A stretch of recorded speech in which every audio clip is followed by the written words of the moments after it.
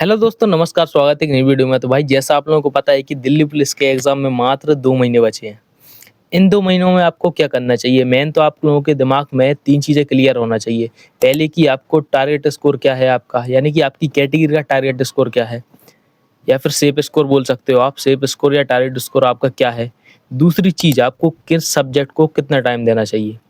समझ रहे हो? किस सब्जेक्ट को आपको कितना टाइम देना चाहिए? यानी कि बहुत से बच्चे होते हैं कि रीज़निंग, भाई दिन भर रीज़निंग कर रहे हैं, दिन भर मैथ कर रहे हैं। भाई एक सब्जेक्ट के पढ़ने से कुछ नहीं होने वाला, आपको सभी सब्जेक्ट को मेंटेन करना पड़ेगा। और तीसरी चीज़ कि भाई आपको सेक्शन वाइज़ आपका कितना टारगेट होना चाहिए।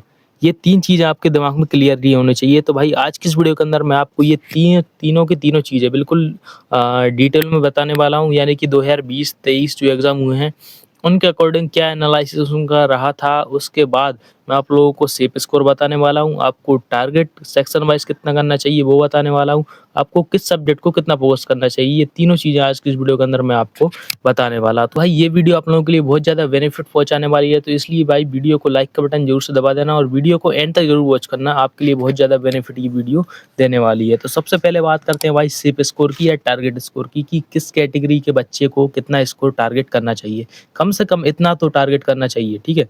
सबसे पहले बात करते हैं भाई यूआर वाले बच्चों की, कि यूआर में भाई अगर आप आते हो तो आपको 65 से 68 क्वेश्चन आपके अगर आ रहे हैं मॉक टेस्ट के अंदर तो आप बिल्कुल सेफ हो। ओबीसी वाले 64 से 67 अगर आपके आ रहे हैं तो आप बिल्कुल सेफ हो। ईडब्ल्यूएस वाले अगर आपके 62 से 64 नंबर आ रहे हैं तो आप बिल्कुल सेफ हो।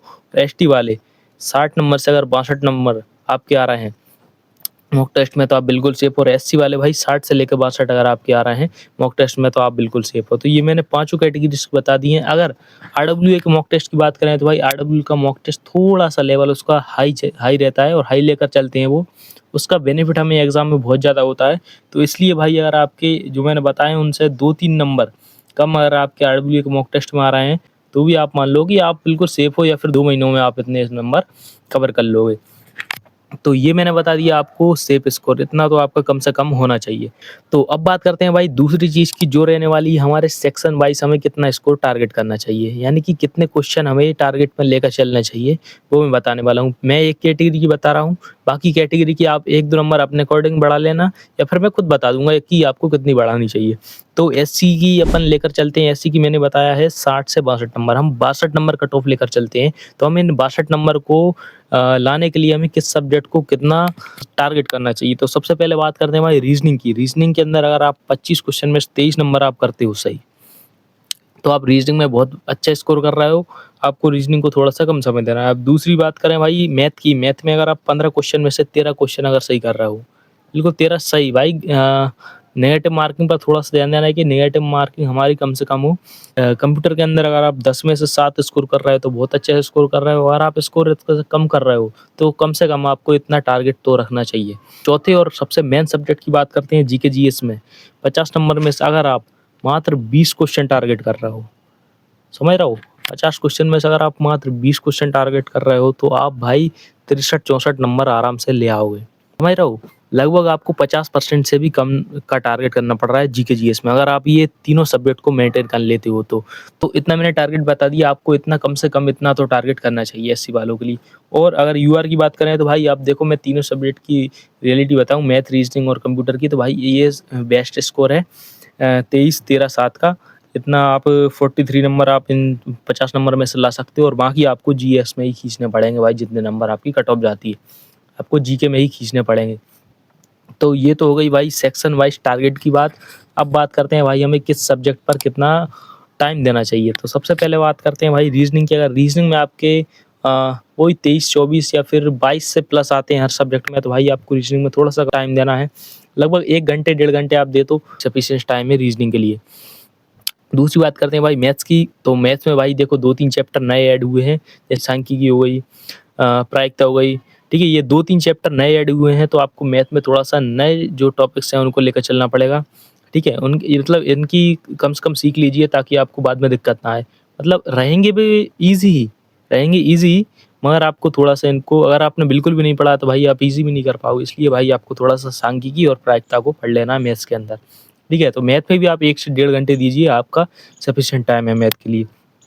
तीसरे सब्जेक्ट की बात करते हैं भाई हम कंप्यूटर की। कंप्यूटर में आपको कम से कम 1.5 से 2 घंटे देने पड़ेंगे भाई, अगर आप बिगिनर हो और आपने थोड़ी बहुत पहले पढ़ रखा है, तो आप लगभग 1 से डेढ़ घंटे आप कंप्यूटर को दो, इसमें आपका आराम से कंप्यूटर का हो जाएगा। तो ये हो गए हमारे भाई लगभग साढ़े 3 से साढ़े 3 घंटे हो चुके हैं। और अब बात करते हैं भाई जीके जीएस की, कि जीके जीएस में हमें किस सब्जेक्ट को कितना टाइम देना चाहिए। जीके जीएस में भाई स्टेटमेंट बेस्ड क्वेश्चन आ रहे हैं, तो मैं आपको बताऊं कि आपको 20 से 25 अगर आपको टारगेट करना है, तो आपको देखो एक परमार सर क्लास चला रहे हैं, सीरीज चला रहे हैं भाई, वो आपको सीरीज आपको शुरू से आखिरी तक देनी है और साथ में उसके नोट्स भी बनाने हैं। भाई इतनी बेनिफिट सीरीज है, जो अभी हाल ही में एग्जाम हुए हैं उनके अकॉर्डिंग भाई सीरीज चला रहे हैं, यानी कि जो न्यू पैटर्न है एडीक्यूटी का उसके अकॉर्डिंग सर पढ़ा रहे हैं। तो भाई बहुत ज़्यादा बेनिफिट उस सीरीज से आपको मिलने वाला है। तो आपको उस सीरीज को नहीं छोड़ना है, आपको उस सीरीज के जो है वो कंटिन्यू सभी सेट्स को कंप्लीट करना है और साथ में नोट्स बनाना है। उससे आपके लगभग 10 नंबर बूस्ट हो जाएंगे भाई, सीधे सीधे 10 नंबर बूस्ट। ठीक है। और आपको स्ट्रेटेजी के ऊपर थोड़ा सा ध्यान देना और करंट अफेयर। भाई ये अगर आप 3 चीज़ें कर लेते हो, यानी कि परमार सर की क्लास, स्ट्रेटेजी के प्लस करंट अफेयर, अगर आप इन तीनों सब्जेक्ट को अगर आप मेंटेन कर लेते हो, लगभग आपको 2-3 घंटे तो लगेंगे, मैं मान रहा हूँ 3 घंटे प्लस ही लगेंगे। तो अगर आप इन जीके में अभी से अगर 3 घंटे प्लस देते हो, तो आपके 20 से 25 क्वेश्चन प्लस आपके आराम से होने वाले हैं। तो इतने में तो भाई अगर आप यूआर में आते हो तो भी काम हो जाएगा, यानी कि 25 इसके हो गए और 43 इसके हो गए। भाई 68 नंबर में तो भाई अगर आप यूआर में भी आ रहे हो ना, तो भी आपका सिलेक्शन हो जाएगा। तो ये भाई कुछ पॉइंट्स थे जो मैंने आपको बता दिए हैं। आई होप आपको वीडियो पसंद आई होगी। अगर वीडियो पसंद आई हो तो वीडियो को लाइक कर देना भाई, चैनल को सब्सक्राइब कर लेना, आपके लिए इंपॉर्टेंट वीडियोस इस चैनल पर आती रहती हैं, तो इसलिए चैनल को सब्सक्राइब कर लेना। मिलते हैं नेक्स्ट वीडियो में, तब तक के लिए जय हिंद, वंदे मातरम।